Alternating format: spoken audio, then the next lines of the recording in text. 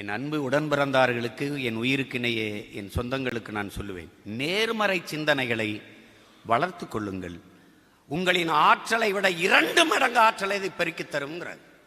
நாம் ஏன் இந்தி ஒழிக என்று முழக்கமிடணும்? தமிழ் வாழ்க. இன்னொருவன் தாய்மொழியை ஒழிப்பதல்ல என் வேலை, என் தாய்மொழியை அழிவில் இருந்து மீட்பதே என் வேலை, அதை காப்பதே என் கடமை.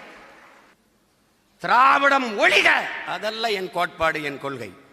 தமிழ் தேசியம் எழுக வெல்க அதான் எங்க கோட்பாடு.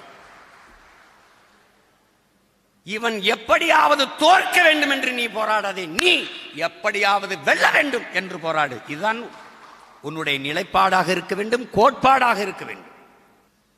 அவன் குள்ளமாக வேண்டும் என்று நீ எண்ணாதே, நான் உயரமாக வேண்டும் என்று எண்ணு. அதான் முக்கியம். அதற்கு வழிதான், ஒரே வழிதான் இருக்கிறது. நண்பிற்குரியவர்களே, இந்த மண்ணை மாற்றுவதற்கு முன்பு நான் என்னை மாற்ற வேண்டும். அதான் முக்கியம். இந்த மண்ணை வெல்வதற்கு முன்பு மக்களின் மனதை வெல்லணும். அதான் முக்கியம். அதுதான் மக்களின் இதயத்திற்கு நெருக்கமாக செல்லுங்கள்னு சொல்றது.